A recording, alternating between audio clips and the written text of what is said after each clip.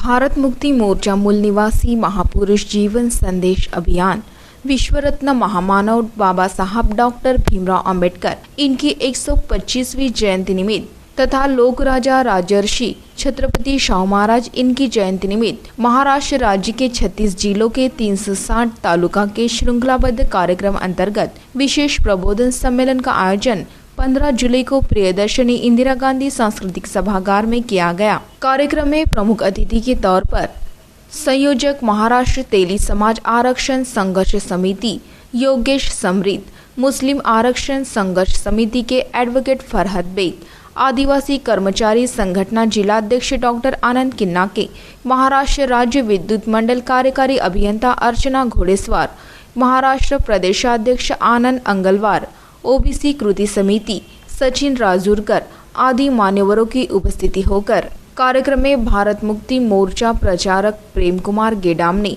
संबंधित विषय पर संभाषण दौरान अपने विचार रखे, जिनमें स्वाभिमानी व राष्ट्रव्यापी आंदोलन निर्माण किए बगैर मूल निवासी बहुजनों की मुक्ति संभव नहीं, राज्य व्यवस्था में मुस्लिमों को प्रतिनिधित्व नकारना देश के विभाजन के लिए कारणीभूत होगा, आदिवासियों के लिए अनुसूची 5 व 6 लागू न करना एक षड्यंत्र आदि विषयों का समावेश रहा। कार्यक्रम में मान्यवरों सहित शहर के प्रतिष्ठित नागरिक व असंख्य लोगों की मौजूदगी रही। होना चाहिए। देखो हमारे मूल निवासी लोग कितने ईमानदार होते, कितने करेज वाले होते, धैर्य वाले होते कि उन्होंने प्रेसिडेंट पद का पटेल जी ने लात मारा। और साथियों, बगैर चुनाव का प्रधानमंत्री नेहरू बने, उसके बाद में संविधान सभा का चुनाव हुआ। संविधान सभा का जब चुनाव हुआ, गांधी और कांग्रेस ने ऐलान किया था बाबा साहब के लिए संविधान सभा के दरवाजे ने खिड़कियां अभी बंद है। और जो संविधान सभा का चुनाव हुआ था, कांग्रेस ने सबको टिकट देनी चाहिए थी, लेकिन कांग्रेस ने ओबीसी और आदिवासी को टिकट नहीं दी। अगर कांग्रेस सबके आजादी का आंदोलन चला रही थी तो आदिवासी और ओबीसी को टिकट क्यों नहीं दी? साथियों, कांग्रेस ने ओबीसी को टिकट नहीं दी, इसलिए भारत के ओबीसी 3 लोग ओबीसी के कांग्रेस के विरोध में चुनकर गए। 2 महाराष्ट्र के थे और 1 पंजाब के थे। 2 महाराष्ट्र के डॉक्टर पंजाबराव जी देशमुख और तुकाराम दादा गीताचार्य, और पंजाब के हुकुमचंद, ऐसे 3 लोग ओबीसी के कांग्रेस के विरोध में चुनकर गए। और आदिवासी का एक व्यक्ति कांग्रेस के विरोध में चुनकर गया।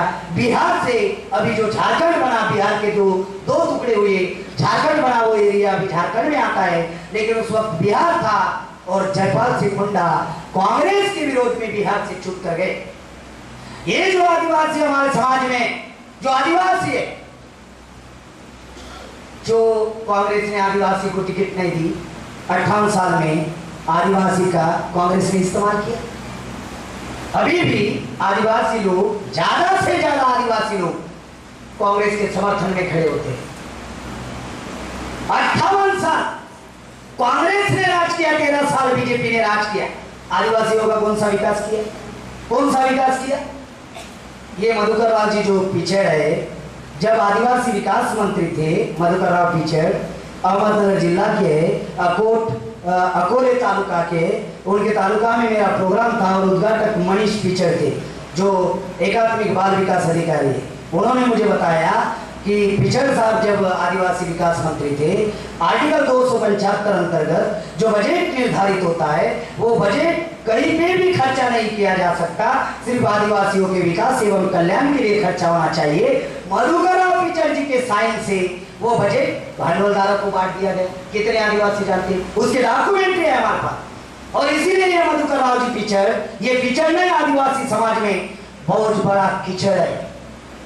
और डॉक्टरों को पूछो, डॉक्टर कहते हैं कीचड़ में मत रहिए, मच्छर होते हैं, ज्यादा बीमारी होगी। इस कीचड़ को पहले साफ करना होता है।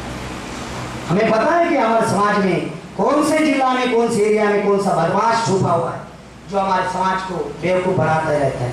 6,500 जाति भारत में, आदिवासियों की 800 जाति है, एससी की 1700 जाति है, ओबीसी में 3,743 जाति है, और हर जाति में एक दलाल है, और वो दलाल अपने जाति को मैनेज करते रहता है। इसलिए तो 68 साल हुए, देश आजाद हुआ और फिर भी हम समस्याग्रस्त है। बाकी के देश गुलाम थे, आजाद हुए, प्रगति पर है। भारत भी गुलाम था, आजाद हुआ, कहा जाता है, फिर भारत की प्रगति क्यों नहीं है? क्योंकि हर जाति में एक दलाल है और वो दलाल उस जाति को मैंने